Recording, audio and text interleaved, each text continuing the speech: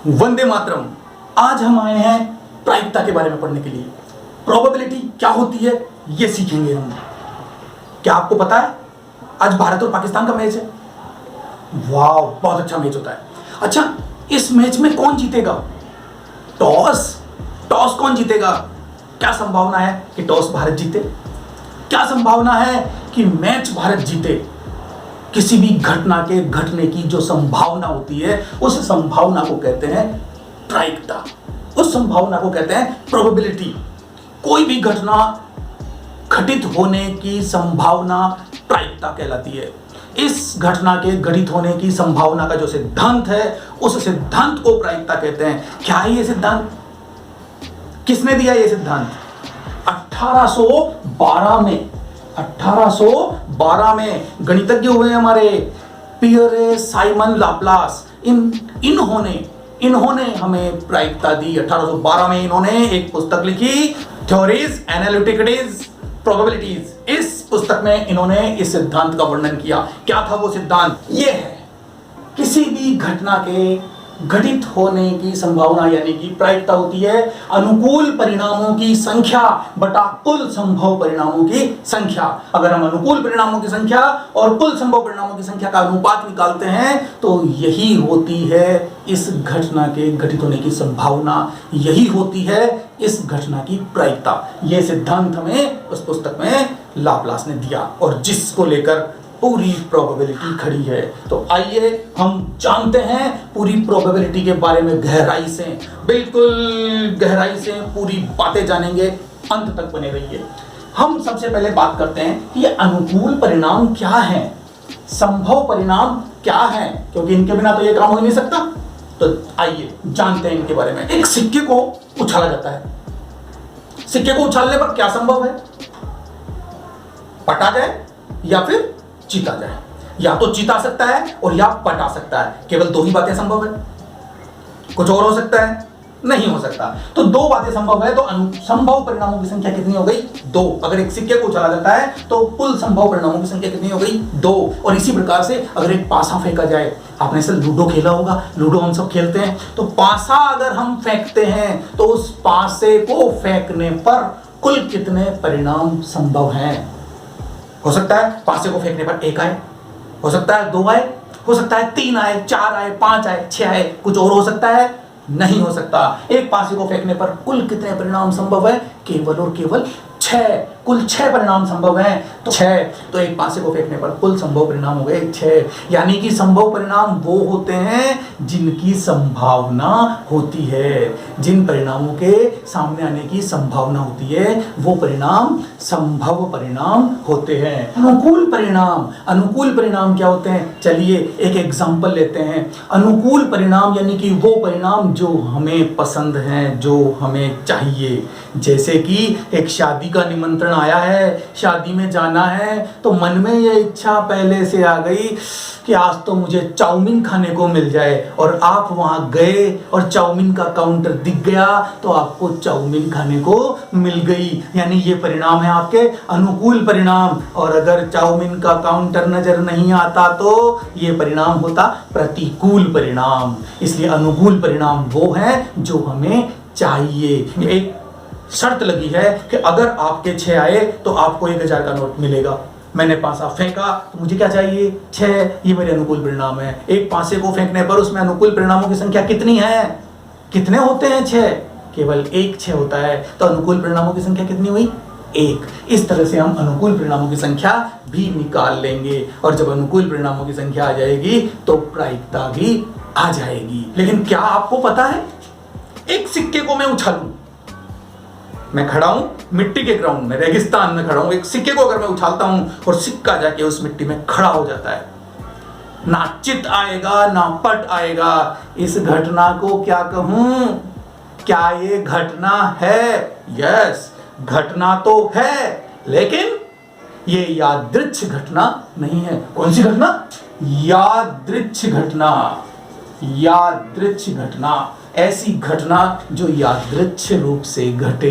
क्या होती है यादृच्छ घटना? जानना जरूरी है, क्योंकि हर सवाल में लिखा आता है यादृच्छ रूप से, यादृच्छया। तो फिर इनका जवाब क्या होगा? तो समझिए क्या होता है यादृच्छिक। यादृच्छिक घटना एक ऐसी घटना है जिसका कोई ना कोई परिणाम अवश्य निकलता है, जिसका कोई ना कोई परिणाम अवश्य निकलता है। अगर एक सिक्का फेंका है तो या तो उस पे हेड आता है या उस पे टेल आता है, इसके अलावा कोई परिणाम वह हो नहीं सकते, और इन दोनों में से किसी न किसी परिणाम का आना जरूरी है। ऐसी घटना होती है यादृच्छिक घटना। आइए अब हम निकालते हैं प्रायिकता। लीजिए एग्जाम्पल है, एक सिक्के को उछालने पर चित आने की प्रायिकता क्या होगी? आप जानते हैं एक सिक्के को उछालने पर कुल संभव परिणाम, सबसे पहले आप नोट कीजिए कि कुल संभव परिणाम कितने हैं, क्योंकि आपको सूत्र में इनकी आवश्यकता है। तो एक सिक्के को अगर हम उछालते हैं तो क्या परिणाम संभव होते हैं कि या तो हेड आएगा और या टेल आएगा, ये दो ही परिणाम होते हैं। अब बात करते हैं हम अनुकूल परिणामों की संख्या, तो उसके लिए हमें चाहिए अनुकूल परिणाम। तो बताइए एक सिक्के को उछालने पर हमारे अनुकूल परिणाम क्या है? इसने कहा एक सिक्के को उछालने पर चित्त आने की प्रायिकता, चित्त यानी कि हेड आने की क्या प्रायिकता है? तो हेड आने के अनुकूल परिणाम, यहां तो हेड एक ही है, तो अनुकूल परिणाम कितना हुआ? हेड, जो कि संख्या कितनी है? 1। कुल संभव परिणामों की संख्या कितनी है? 2। तो हमारी प्रायिकता क्या होगी? प्रायिकता चित आना हमारी घटना है। मैं ए लिख देता हूं, अगर हम चाहें तो हम यहां लिख सकते हैं चित आना। तो चित आने की प्रायिकता क्या होगी? अनुकूल परिणामों की संख्या 1 और कुल संभव परिणामों की संख्या 2। तो ये 1/2 हमारा आंसर है। बहुत आसान है ना? चलिए दूसरा एग्जांपल लेते हैं। तो आइए शुरू करते हैं एग्जांपल को। देखिए एक पासे को फेंकने पर इस बात की क्या प्रायिकता है कि पहला प्रश्न 3 प्राप्त हो, दूसरा प्रश्न 6 प्राप्त हो, 4 प्राप्त हो, 2 प्राप्त हो, 7 प्राप्त हो, 6 से बड़ी संख्या प्राप्त हो, 1 से छोटी संख्या प्राप्त हो, 5 नहीं प्राप्त हो। बहुत से प्रश्न एक ही सवाल में। आइए एक एक को लेते हैं। सबसे पहला सवाल है हमारा 3 प्राप्त हो। एक पासे को फेंका, तो पासे को फेंकने पर प्रायिकता निकालने के लिए क्या चाहिए हमको? अनुकूल परिणामों की संख्या और संभव परिणामों की संख्या, केवल 2 चीजें। तो 3 प्राप्त हो, इस चीज के लिए चलते हैं, यानी पासे को फेंकने पर कुल संभव परिणाम कितने हैं? तो संभव परिणामों की संख्या हम निकाल लेते हैं। तो संभव परिणाम कौन कौन से होंगे एक पासे को फेंकने पर? तो संभव परिणाम होते हैं कि हमें 1 मिल जाए, 2 मिल जाए, 3 मिल जाए, 4 मिल जाए, 5 मिल जाए, 6 मिल जाए। संभव परिणामों की संख्या कितनी है? 6। और अब हम बात करते हैं अनुकूल परिणाम। तो अनुकूल परिणामों की संख्या कितनी है? अनुकूल परिणाम है हमारे प्रश्न के अनुसार। तो चलिए पहले प्रश्न को लेते हैं। 3 प्राप्त हो, हमें 3 प्राप्त होना चाहिए। तो 3 आने के अनुकूल परिणाम कितने हैं? मुझे यहाँ 3 सिर्फ 1 नजर आ रहा है, और अनुकूल परिणामों की संख्या कितनी हुई? 1। इसलिए प्रायिकता इस बात की क्या होगी कि 3 प्राप्त हो। 3 प्राप्त होने की प्रायिकता हो गई अनुकूल परिणामों की संख्या बटा कुल संभव परिणामों की संख्या 1/6। फिर से अब हम दूसरे की बात करते हैं। 6 प्राप्त हो, 6 प्राप्त होने के अनुकूल परिणामों की संख्या कितनी होगी? 6 प्राप्त होने के अनुकूल परिणाम भी 1 होगा, क्योंकि यहाँ 6 सिर्फ 1 ही है और कुल संभव परिणाम तो 6 है। तो साहब 6 प्राप्त होने की प्रायिकता क्या आएगी? इस दूसरे का जवाब, ये था हमारे पहले का जवाब, और अब दूसरे का जवाब है 6 प्राप्त हो तो अनुकूल परिणाम भी 1 और कुल संभव परिणाम 6। इसके बाद बात करता हूं 4 प्राप्त होने की प्रायिकता। तो 4 प्राप्त होने की प्रायिकता क्या होगी? अनुकूल परिणाम कितने होंगे 4 के? यहाँ 4, 1 ही है, तो अनुकूल परिणाम कितना हुआ? 1। अनुकूल परिणाम बटा कुल संभव परिणाम कितने हैं? 6। तो देखा आपने 4 आने की प्रायिकता कितनी है? 1/6। तो बताइए 2 आने की प्रायिकता कितनी होगी? बताइए। 2 आने के अनुकूल परिणाम भी 1 ही है, इसलिए 2 आने की प्रायिकता भी क्या हुई? 1/6। आप क्या देख रहे हैं यहाँ पर? हम देख रहे हैं कि 3 आने की प्रायिकता भी 1/6, 4 आने की सॉरी 6 आने की प्रायिकता भी 1/6 और 4 आने की प्रायिकता भी 1/6 और 2 आने की प्रायिकता भी 1/6। सभी की प्रायिकताएं समान हैं। ऐसी घटनाएं जिनकी प्रायिकताएं समान होती है, ऐसी घटना को कहते हैं समप्रायिक घटना। क्या कहते हैं? समप्रायिक घटना। याद रखिएगा, पूछा जाता है और कहा जाता है सवाल में कि समप्रायिक घटना है, तो समप्रायिक घटना का क्या मतलब होता है? ऐसी घटनाएं जिनकी प्रायिकताएं समान होती है, ऐसी घटनाएं जिनके घटने की समान संभावना होती है, ऐसी घटनाओं को हम समप्रायिक घटनाएं कहते हैं। एक बात। दूसरी बात यहां से और आपके सामने आ रही है, तो ध्यान दीजिए कौन सी बात सामने आ रही है। आप यहां देख रहे हैं कि इस घटना के अनुकूल परिणाम 1, 3 आने के अनुकूल परिणाम 1, 6 आने के अनुकूल परिणाम 1, 4 आने के अनुकूल परिणाम 1 और 2 आने के अनुकूल परिणाम भी 1। तो ऐसी घटनाएं जिनके अनुकूल परिणामों की संख्या 1 होती है, ऐसी घटनाएं जिनके अनुकूल परिणामों की संख्या 1 होती है, उस घटना को क्या कहते हैं? बताइए बताइए।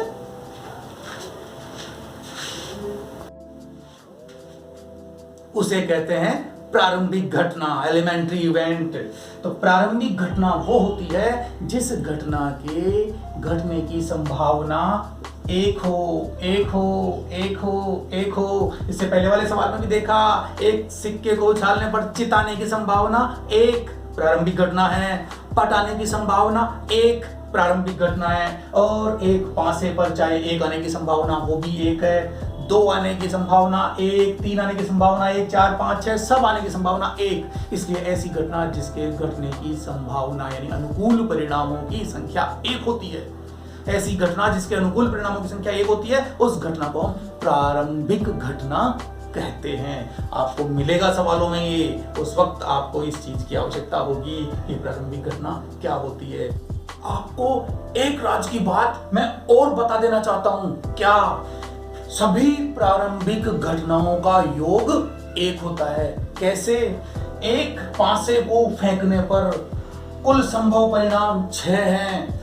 1 आने की प्रायिकता 1/6, 2 आने की प्रायिकता भी 1/6, 3 आने की प्रायिकता 1/6, 4 आने की प्रायिकता 1/6, 5 आने की प्रायिकता 1/6 और 6 आने की प्रायिकता भी 1/6। एक पासे को फेंकने पर 6 प्रारंभिक घटनाएं घटित हो रही है।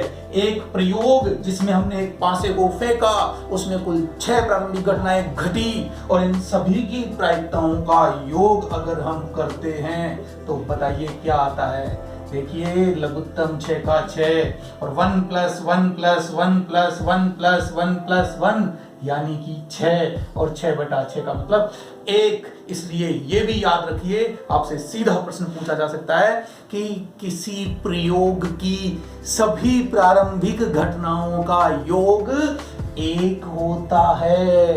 सभी प्रारंभिक घटनाओं का योग 1 होता है, तो ये भी आपको याद रखना है। अगर ये बात हम लेना चाहें सिक्के पर, तो चित आने की प्रायिकता 1/2, क्योंकि अनुकूल परिणामों की संख्या 1 है, इसलिए ये भी प्रारंभिक घटना। और पट आने की प्रायिकता 1/2। एक सिक्के को उछालने पर केवल 2 प्रारंभिक घटनाएं घटित होती है, दोनों की प्रायिकताओं का योग भी 1। इसलिए हमेशा याद रखिए कि प्रारंभिक घटनाओं की प्रायिकताओं का योग 1 होता है। अब हम चलते हैं आगे, अगला प्रश्न लेते हैं 5वां, और 5वें प्रश्न में भी देखेंगे तो संभव परिणामों की संख्या तो 6 ही होगी, क्योंकि इस पूरे प्रश्न में हमने प्रयोग कौन सा किया है? एक पासा फेंका है। तो पासा फेंकने पर कुल संभव परिणामों की संख्या हमेशा 6 ही होगी। तो चलिए हम लेते हैं 5वें प्रश्न को। 5वां प्रश्न क्या कह रहा है? 5वां प्रश्न में कह रहा है 7 प्राप्त हो। तो बताइए 7 प्राप्त होने के अनुकूल परिणाम, 7 प्राप्त होने के अनुकूल परिणाम क्या होंगे? क्या एक पासे पर 7 होता है? नहीं होता। क्योंकि पांसे पर तो 1 से 6 तक के अंक होते हैं। 7 नहीं होता तो अनुकूल परिणामों की संख्या क्या होगी? 0। इसलिए प्रायिकता, इस बात की प्रायिकता क्या होगी कि एक पांसे पर 7 प्राप्त हो, अनुकूल परिणामों की संख्या बटा कुल संभव परिणामों की संख्या कितनी है?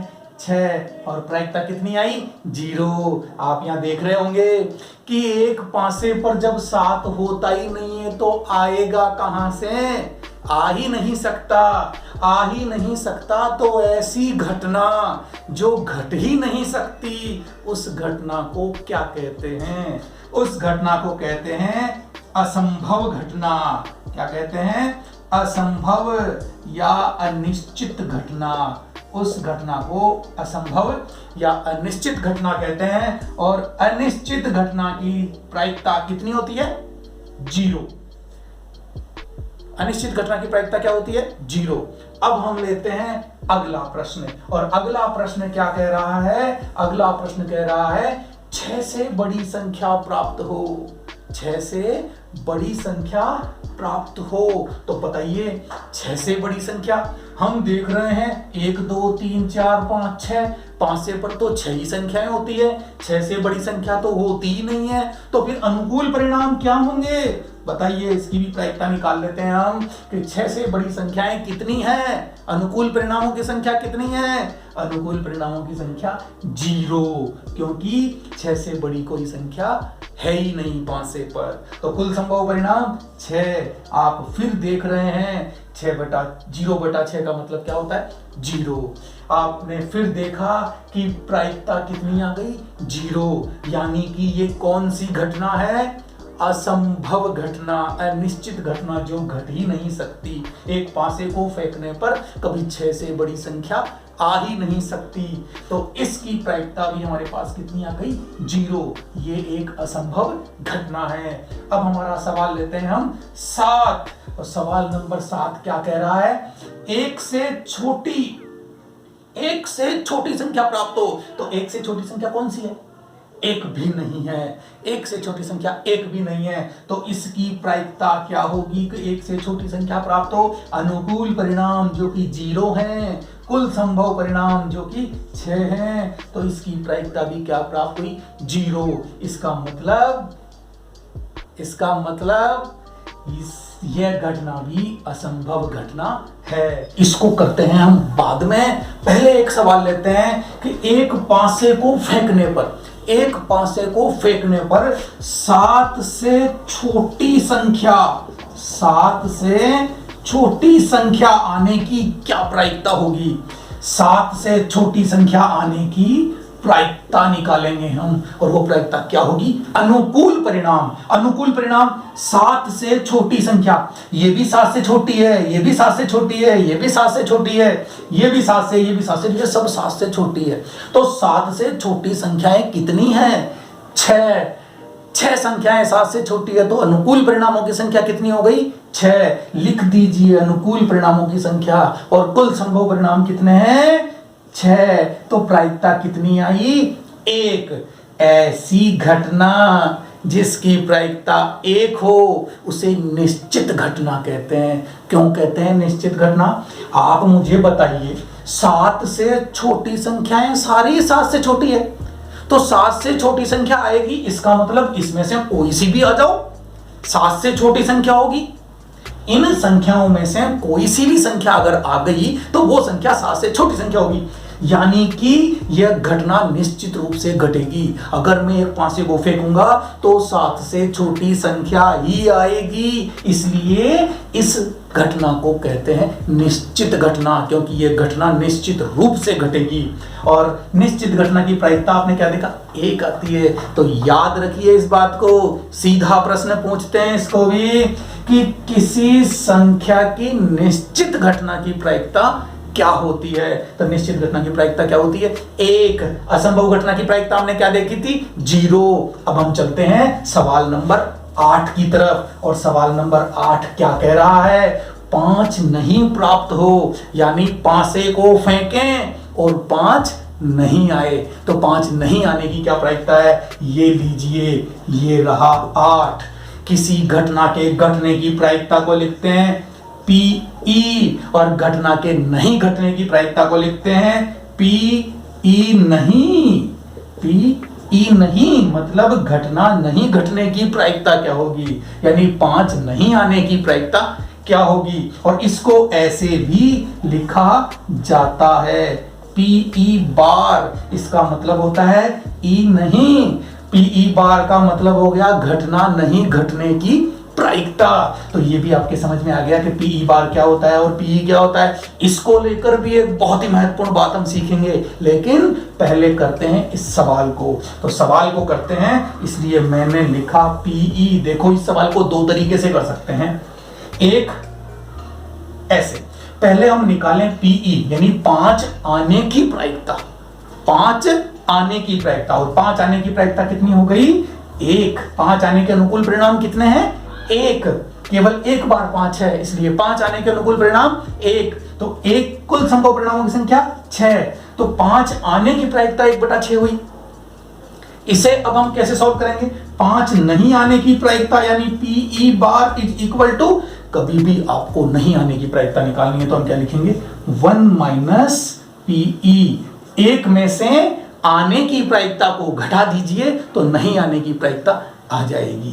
तो 1 माइनस पीई यानी कि 1 माइनस 1/6। तो हमारे पास जवाब क्या आएगा 6 कम 6 माइनस 1/6 यानी कि 5/6 हमारी आ गई 5 नहीं आने की प्रायिकता।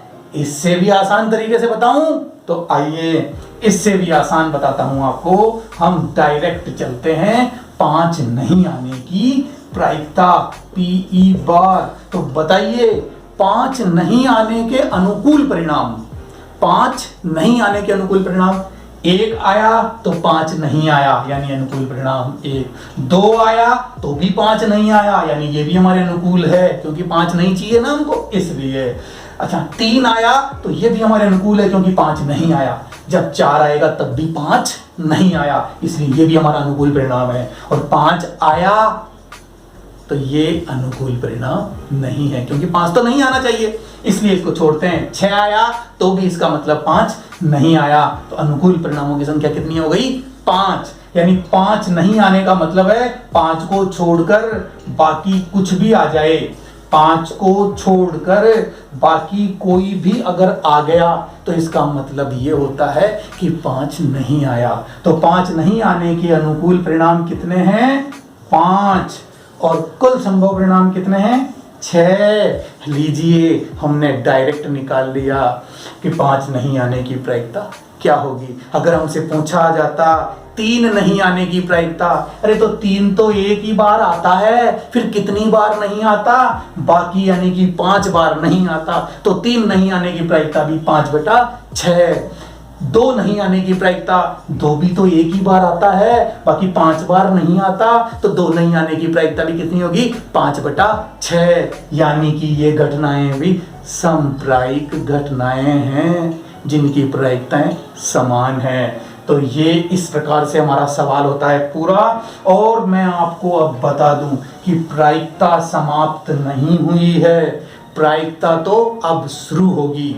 लेकिन इससे पहले मैं आपको एक बात और बता दूं, इससे पहले मैं आपको एक और बात और बता दूं कि आपने अभी देखा कि पीई किसी घटना के घटित होने की प्रायिकता होती है और पीई बार किसी घटना के घटित नहीं होने की प्रायिकता होती है।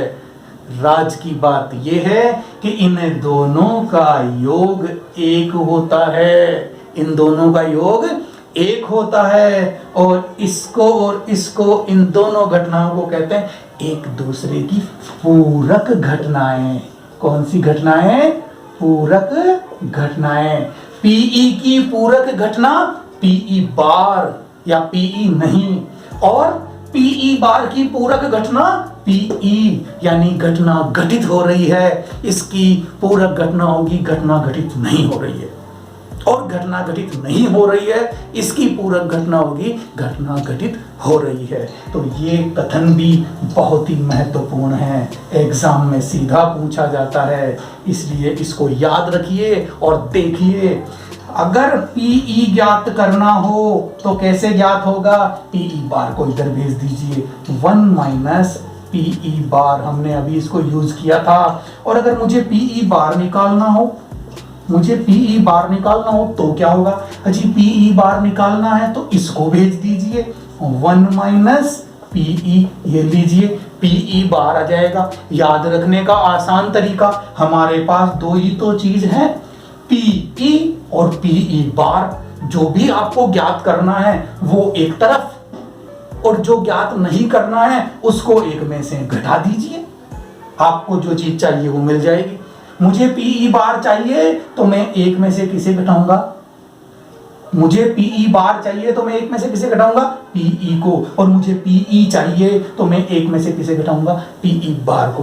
तो ये सूत्र बहुत महत्वपूर्ण है, इनसे सीधा सवाल पूछा जाता है। कैसे? ऐसे, यदि पीई बराबर 0.65 है तो पीई ज्ञात करो। वेरी सिंपल, हम आंसर निकालते हैं। हमें क्या ज्ञात करना है? पीई बार। तो हमने लिखा पीई बार, और पीई बार बराबर क्या होता है? याद कीजिए, अभी हमने देखा था। पीई बार होगा 1 माइनस, जो यहां नहीं लिखा वो, क्या नहीं लिखा? ये पीई बार है, तो यहां क्या लिखेंगे हम? पीई। और अब आप मान रख दीजिए, मान रखेंगे 0.65, किसका मान है? पीई का। तो 1 माइनस 0.65, घटाइए, एक में से 0.65 गया तो क्या आएगा? घटाइए 0.35 हमारा आंसर हो गया। पीई बार बराबर, ये हमारा आंसर आ गया। अब हम लेते हैं दूसरे प्रश्न को। दूसरे प्रश्न में क्या कह रहा है ये? यदि पी ए बार बराबर ये है तो पी ए ज्ञात करो। जी ज्ञात क्या करना है? पी ए लिख दीजिए, पी ए ज्ञात करना है। तो पी ए बराबर क्या होगा? 1 माइनस ए, यहां आ गया तो ए बार यहां आएगा। और लीजिए, मान रखिए, एक की जगह एक और पी ए बार की जगह देखिए 0.07। अब आप इसे घटा दीजिए, और घटाएंगे तो क्या आएगा? जल्दी से घटाइए और खुद सॉल्व कीजिए। घटाएंगे तो आएगा 0.93। ये आपका आंसर आ गया, पीए का मान। और इस प्रकार से आप ऐसे सवालों को सॉल्व कर सकते हैं। आपके एग्जाम में 1 नंबर का सवाल बहुत ज्यादा ऐसा ही पूछा जाता है, इसलिए तैयार हो जाइए प्रायिकता का पूरा अध्ययन करने के लिए। अभी हमने प्रायिकता को समझा है, प्रायिकता के सवाल कैसे कैसे आते हैं आपको मैं अपने अगले वीडियो में बताऊंगा।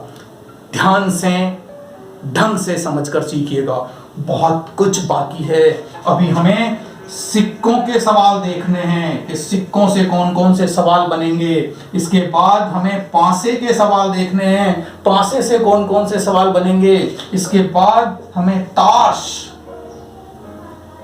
खेलने में मजा आता है, ताश से कौन कौन से सवाल बनेंगे। इसके बाद आती है आपकी गेंदें और अन्य प्रश्न। तो बहुत लंबा कोर्स है लेकिन बहुत आसान है। एग्जाम में 4 नंबर के प्रश्न आते हैं प्रायिकता से, और वो चारों नंबर हम करेंगे पक्के, एक को नहीं छोड़ेंगे। इन सब के बारे में डिटेल से अध्ययन करेंगे, अच्छे एग्जाम्पल लेंगे और अच्छी तरह से प्रायिकता को समझेंगे। तो अगला वीडियो जरूर देखिएगा। अरे चले कहां? एक प्रश्न है आपके लिए जो मैं आपको दे के जाता हूं। 3/5 बी, अगर मैं ए बड़ा लिख रहा हूं तो बी भी बड़ा लिख देता हूं। -1.5 सी, लिखा मैंने 20%। डी लिखा मैंने 0.15। तो आप मुझे बताइए कि कौन इनमें से कौन सी प्रायिकता नहीं है? इनमें से कौन सी प्रायिकता नहीं है? ए बी सी डी में से कौन प्रायिकता नहीं हो सकती? कमेंट कीजिएगा आप, और अगले वीडियो में मैं आपको इसका आंसर बताऊंगा। या तो आप निकाल चुके होंगे या मैं बता दूंगा। डोंट वरी, मिलते हैं नेक्स्ट वीडियो में।